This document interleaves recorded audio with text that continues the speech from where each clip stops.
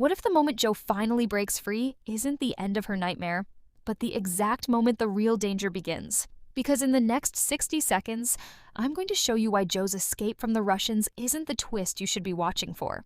The twist is what she does the second she's free. And it's not run to the CIA, it's run away from them. Stay with me, because by the end of this video, you'll never watch a rescue scene the same way again. Jo is about to do something no one expects: escape the Russians. But that's not the moment you should be worried about, because the moment that actually matters is what happens right after, when instead of running toward the CIA, she runs away from them. And that single choice could rewrite everything we thought we understood about Season 3, turning this from a rescue story into the story of a woman who no longer knows who the real enemy is. For most people, escaping captivity would mean the nightmare is over, but Jo isn't most people. Her entire career has taught her one brutal rule: the people who are supposed to protect you are sometimes the same people who put you in danger in the first place. So when she finally slips past the Russians, her first thought won't be relief, it will be a question. Who can I actually trust right now? And that question will haunt every second of episode 5. Here's why it matters so much. Somewhere along the way, Jo will realize her capture wasn't random, wasn't bad luck, wasn't a mission gone wrong. Someone knew exactly where she'd be and when to strike. And the only way the Russians could have known that is if the leak came from somewhere close. And that realization will hit her harder than anything the Russians did to her physically, because a bruise heals, a bullet wound heals, but the idea that your own side sold you out never heals the same way. Picture the moment she actually gets free. Exhausted, alone, no weapon, no phone, no idea where she is, every instinct screaming to find the nearest American contact, but instead she hesitates, because now she's asking a far more dangerous question. If someone inside the CIA gave me up once, what's stopping them from doing it again the second I resurface? And that hesitation could be the most tense moment of the entire episode. Now think about what this means for Kyle, who has been fighting desperately to reach her this whole time, believing that finding her solves everything. But what if Jo finds him first? And instead of running into his arms, she watches him from a distance, needing to be certain he wasn't the one who gave her away, or that he isn't unknowingly leading someone straight to her. That single choice, observing instead of trusting, tells you everything about how much captivity has changed her. This is where the story stops being Russia versus America and becomes something far more personal. Jo isn't just surviving an enemy anymore. She's trying to figure out which parts of her own life are still real, replaying every conversation, every order, every warning she never got, noticing details that never bothered her before because now they might mean everything. And here's what makes this even more dangerous. The Russians may have wanted exactly this reaction, because if their real goal was never to hold Jo, but to shatter the trust between her and her own people, then her escape doesn't end the operation. It completes it. A hostage who comes home suspicious and unwilling to fully cooperate is far more valuable to an enemy than one who stays locked up, because now the damage isn't happening in a Russian facility anymore. It's happening inside the CIA itself, and nobody even has to pull a trigger. So when Jo finally makes contact with Kyle, with Caitlyn, with anyone, that reunion won't feel like a celebration. It will feel like an interrogation. Except this time she's the one asking the questions. Who knew her location? Why did the rescue take so long? Why were certain details kept from her? And if the answers don't add up, Jo may decide that going back to full operational status isn't safety at all. It's just walking into a different trap with better lighting and familiar faces. That's the real tension heading into episode 5. Not will Jo escape, but once she does, will she even want to come all the way back? Because if Jo truly believes there's a leak inside her own agency, she can't investigate quietly without becoming a target herself, which means she's no longer just a woman recovering from captivity. She's a woman potentially hunted by two sides at once, the enemy who captured her, and possibly someone on her own side who never wanted her to make it home. And that second threat is far harder to spot, because you can identify a Russian operative, but you can't always identify a colleague who smiles at you every day while quietly protecting a secret. This is where Caitlyn becomes one of the most important characters in the whole episode. Her job isn't just bringing Jo home safely, it's managing the fallout of everything Jo now knows. And if Joe starts voicing her suspicions, Caitlyn has to decide how much to take seriously, how much to quietly investigate, and how much to shut down entirely to protect the larger operation, which puts her in an impossible position. Move too fast, and she could expose an informant early or tip off the real traitor. Move too slowly, and Joe might take matters into her own hands. And an experienced operative acting alone and afraid is one of the most unpredictable forces in the entire organization. Picture the first time Joe and Caitlyn sit down together after the escape. On the surface, it looks like a standard debrief, but underneath, it's two people carefully testing how much they can say without giving anything away. Joe studying every pause, every avoided question, Caitlyn doing the exact same thing right back. And that quiet standoff between two people who are supposed to be on the same side could carry more tension than any action sequence in the episode. But here's another angle worth considering. What if the leak isn't a person at all, but something Joe unknowingly carried into the field herself? A compromised device or communication method the Russians had already cracked. Then there's no traitor to catch. There's a vulnerability everyone missed, and Joe's captivity was simply the moment it got exposed, which would completely change the emotional weight of the story. Because sometimes the most painful realization isn't finding out who's guilty, it's finding out that no one is. And the system itself failed her. But say Joe does eventually find real evidence that someone inside the operation made a choice that put her in danger. Does she bring it to Caitlyn and trust the agency to handle it? Or has the agency already proven it can't be trusted, forcing her to deal with it alone? If she chooses the second path, this stops being a story about escaping Russia and becomes a story about a woman operating completely alone inside her own organization, against people who don't yet know she's onto them. And that brings us to the moment everything seems to be building toward.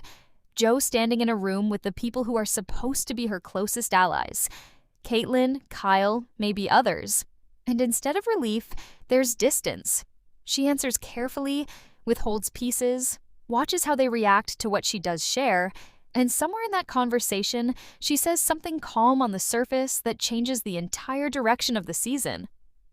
I know what happened to me wasn't an accident. I just don't know yet whose side sent me. That single line could be the moment episode 5 stops being about a rescue and starts being about a quiet, dangerous investigation happening right under everyone's nose. Because Joe isn't going to trust blindly anymore. And in a world built entirely on trust, that might be the most dangerous thing that could happen to the whole operation.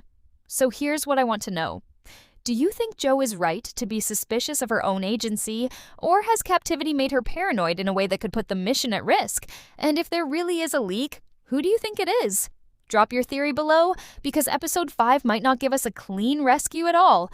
It might give us the moment Joe realizes going home is only the beginning of a much bigger problem. Now, let's push this theory somewhere darker, because there's a possibility we haven't fully considered. What if Joe's distrust isn't just a feeling? What if it's correct and the people closest to her already know it?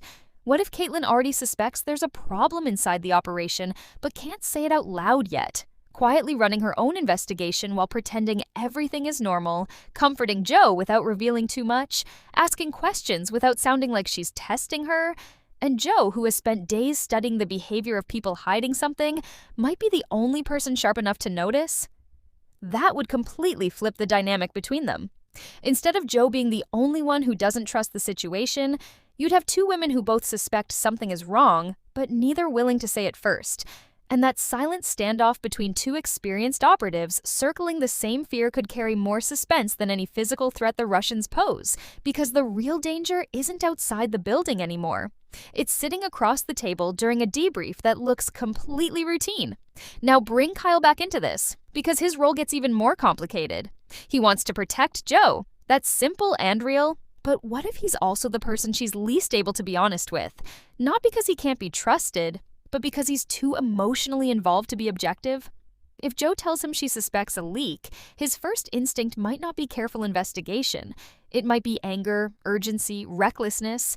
And if he moves too fast, confronts the wrong person before there's proof, he could destroy any chance of catching whoever's actually responsible, forcing Joe into an impossible position, needing his loyalty while needing to keep him at a distance.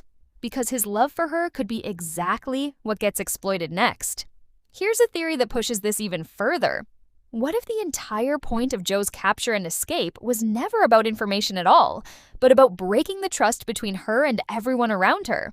A captured operative who comes home cooperative and unharmed doesn't cause much damage, but a captured operative who comes home suspicious, isolated, and quietly pulling away from her own team creates chaos without anyone firing a single shot.